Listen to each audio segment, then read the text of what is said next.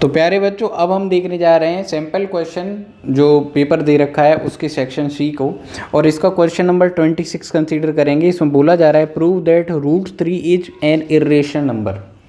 आपको direct question दे दिया उन्होंने और उन्होंने पूछ लिया कि आप ये बता दो कि √3 इर्रेशनल नंबर होता है, आप इस बात को प्रूव करके बताओ। तो आप इसको प्रूव किस तरीके से करेंगे बोर्ड एग्जाम्स में, उसको करते हैं, है ना। तो अब हम देखने जा रहे हैं क्वेश्चन नंबर 26, सेक्शन सी का क्वेश्चन नंबर फर्स्ट है। तो आप इसको देखेंगे और सीखेंगे किस तरीके से कर सकते हैं, है ना। तो सबसे पहले आप सेंटेंस लिखेंगे लेट, हम ये मानते हैं, ये अज्यूम करते हैं कि ये जो √3 है ये कैसा नंबर है, एक रैशनल नंबर है, यानी हम कॉन्ट्राडिक्टरी अज्यूम कर रहे हैं। Let √3 is a rational number. कैसा नंबर अज्यूम किया है मैंने, इसे रैशनल नंबर। अब आप बोलेंगे सुमित, अगर आपने इसे रैशनल अज्यूम किया है तो आप इसे P/Q की फॉर्म में लिख सकते हो, जहाँ पर Q क्या नहीं हो सकता, Q 0 नहीं हो सकता। ओके, और P और Q जो नंबर हैं ये दोनों ही नंबर किससे डिवाइड होने वाले हैं, 1 से। किससे डिवाइड होने वाले हैं, 1 से। 1 के अलावा कोई टेबल ऐसी नहीं होगी जो इन दोनों को एक साथ डिवाइड कर पाए। ओके, यहाँ से मैंने P का वैल्यू निकाला, तो आप P का वैल्यू बताएंगे √3 इंटू Q। यहाँ से P का वैल्यू क्या बताएंगे, √3 इंटू Q। इसके बाद आप P का स्क्वायर फाइंड करेंगे। क्या फाइंड करेंगे, P का स्क्वायर। दैट मीन्स अगर आप LHS का स्क्वायर करोगे तो आपको RHS का भी स्क्वायर करना पड़ेगा। इसका मतलब √3Q का आपको क्या करना पड़ेगा, स्क्वायर। तो आपका आंसर आएगा P² = 3Q²।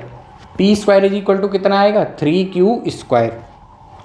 यहाँ से जब आप सॉल्व करोगे तो आप यहाँ से एक सेंटेंस लिख सकते हो अपने लिए। क्या सेंटेंस लिख सकते हो, तो वो मैं अभी आपको बताता हूँ, है ना। तो आप यहाँ से अपने लिए राइट कर सकते हो कि P² को जब आप 3 से डिवाइड करोगे तो आपका आंसर क्या आ रहा है, Q²। क्या आ रहा है, Q²। दैट मीन्स एक परफेक्ट स्क्वायर नंबर को आपने प्राइम नंबर से डिवाइड किया तो अनदर नंबर आया। तो आप यहाँ से बोल सकते हो कि P² is divisible by P²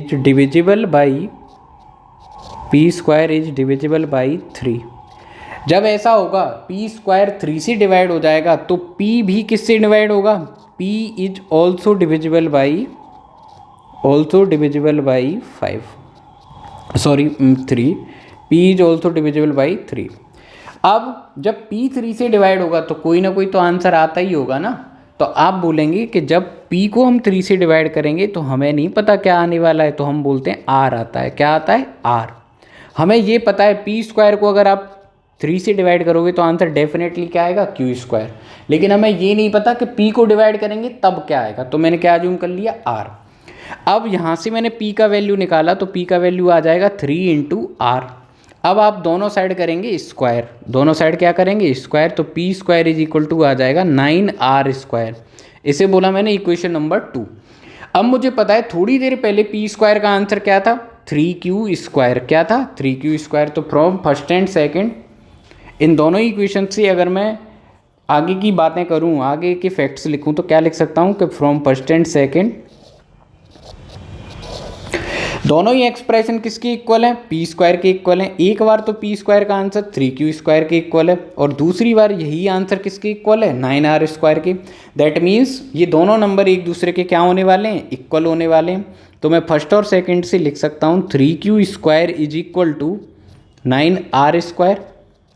अब यहाँ से आगे जब मैं इसको सॉल्व करूँगा तो कैसे सॉल्व कर सकता हूँ, Q² = 9R²। इसको डिवाइड कर सकता हूँ 3 से, तो इसका जो आंसर आएगा वो आ जाएगा R²/3। इसका आंसर क्या आ जाएगा, R²/3।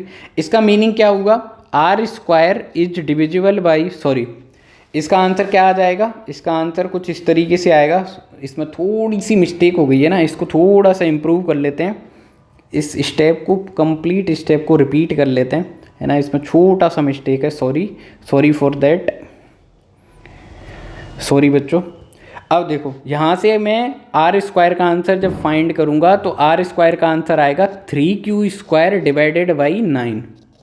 और जब आप आंसर फाइंड करेंगे तो ये आ जाएगा Q²/3। That means Q² is divisible by 3, Q² is divisible by अब इसका मीनिंग क्या हुआ कि क्यू स्क्वायर को किससे डिवाइड कर सकते हो, 3 से।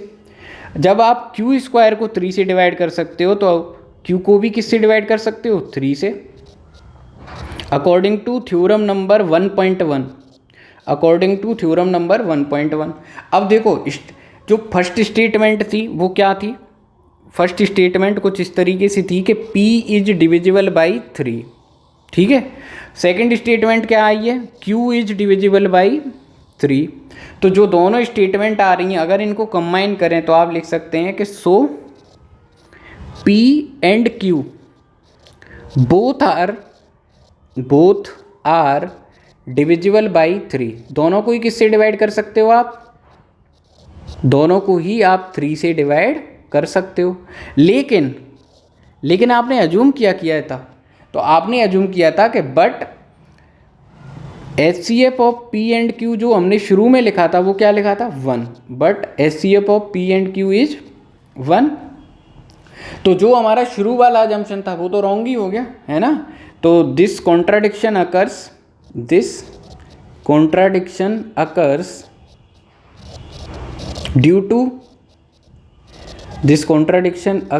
Due to our wrong assumption, due to our wrong assumption, यानी जो शुरू में मैंने अजम्पशन क्रिएट किया था, बनाया था, माना था, वही गलत है।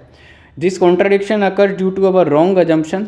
और अजम्पशन क्या था कि √3 कैसा नंबर अज्यूम किया था आपने, तो √3 अज्यूम किया था रैशनल, है ना। सो √3 इज इर्रेशनल नंबर, यानी वो रैशनल नहीं है, वो कैसा नंबर है, इर्रेशनल नंबर। कैसा नंबर है वो एक इर्रेशनल नंबर है। आपने अज्यूम क्या कर लिया था कि ये कैसा नंबर है, कैसा नंबर अज्यूम किया था आपने, तो आपने अज्यूम किया था कि ये एक रैशनल नंबर है, जबकि ऐसा नहीं है, ये कैसा नंबर है, एक इर्रेशनल नंबर है। तो आप इस इर्रेशनल की स्पेलिंग को और थोड़ा ठीक कर दो, है ना, तो आपको थोड़ा सही लगेगा। तो इसे ठीक कर लेते हैं।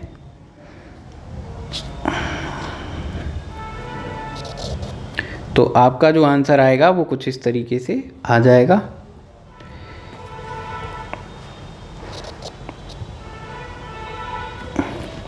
इस तरीके से आप इस क्वेश्चन को सॉल्व कर सकते हैं। आपकी मतलब एनसीईआरटी से रिलेटेड प्रॉब्लम है, बहुत ही इजी प्रॉब्लम है। आपको बस मेथड पता होना चाहिए किस तरीके से करना है। पूरा क्वेश्चन मैंने आपको डिटेल में समझाया। आई होप आपको ये क्वेश्चन नंबर 26 अच्छे से समझ में आ गया होगा। अब हम देखते हैं question number 27।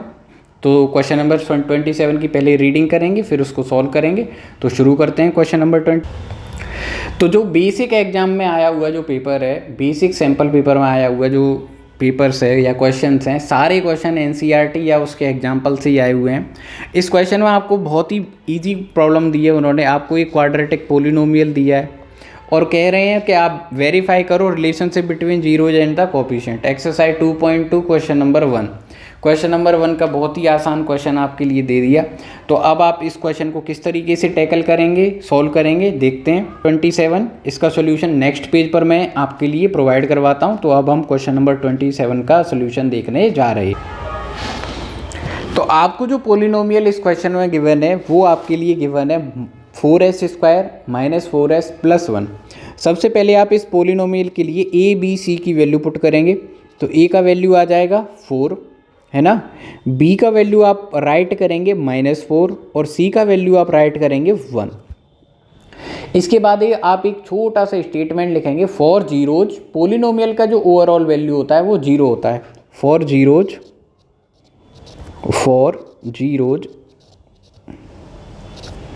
PS is equal to क्या होगा, 0 होगा। दैट मीन्स आप राइट करेंगे 4s² - 4s + 1 is equal to 0।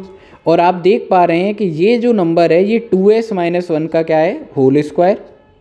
तो आपके यहाँ से दो आंसर आ जाएंगे, 2s - 1 इज इक्वल टू 0 और अगेन आपको फिर से यही लिखना पड़ेगा 2s - 1 इक्वल टू 0। इससे 2s का आंसर जो आएगा वो आ जाएगा 1। इसको थोड़ा और अच्छे से बेहतरीन राइटिंग में लिखता हूँ आप सब लोगों के लिए। तो यहाँ से 2s का जो आंसर आएगा वो आ जाएगा 1 और s का आंसर आ जाएगा 1/2। और जो सेकंड वाला एक्सप्रेशन है, सिंस वह सेम ही है तो उससे भी s का जो आंसर आने वाला है वो कितना आने वाला है, 1/2। मैंने दोनों को सॉल्व किया और दोनों से जो आंसर आ रहा है वो क्या आ रहा है, सेम आ रहा है। इसके बाद में आप यहाँ से इसका जो सोल्यूशन हम राइट करेंगे उसमें आप मेंशन कर सकते हैं let the zeros alpha and beta are, जो अल्फ़ा है उसकी वैल्यू 1/2 है एंड बीटा जो था जीरो उसकी भी वैल्यू क्या थी 1/2। जीरोज का मतलब जो एस के आंसर आए हैं उनको हम क्या बोलेंगे, अभी जीरोज बोलेंगे। अब हम अल्फ़ा प्लस बीटा का एक बार करेंगे सम, क्या करेंगे सम 1/2 प्लस 1/2, और हमें पता है हाफ एंड हाफ को ऐड करते हैं तो क्या आता है 1। अब इसे आपको इस तरीके से लिखना है कि इसका आंसर क्या आ जाए -b/a, क्या आ जाए -b/a। अब आप क्वेश्चन के देखो b का वैल्यू क्या था -4, तो आप -4 और a का वैल्यू जब आप पुट करेंगे तो कितना आ रहा है 4। अब आप चेक करो क्या हम अपने इस 1 को इस तरीके से राइट कर सकते हैं क्या, कैसे पता चलेगा क्या इसका आंसर 1 आएगा, तो आपका आंसर होगा डेफिनेटली इसका आंसर 100% क्या आने वाला है 1 ही आने वाला है। आप इसको इस तरीके से लिख सकते हैं। इस तरीके से आप इसके फर्स्ट पार्ट को क्या कर लेंगे, इजीली सॉल्व कर लेंगे। ऐसे ही अब आपको क्या करना है, इसका सेकंड पार्ट सॉल्व करना है। कैसे करेंगे, अल्फ़ा इंटू बीटा, अल्फ़ा के प्लेस पर वैल्यू 1/2, बीटा के प्लेस पर वैल्यू 1/2, आप मल्टीप्लाई करेंगे आंसर आ गया 1/4।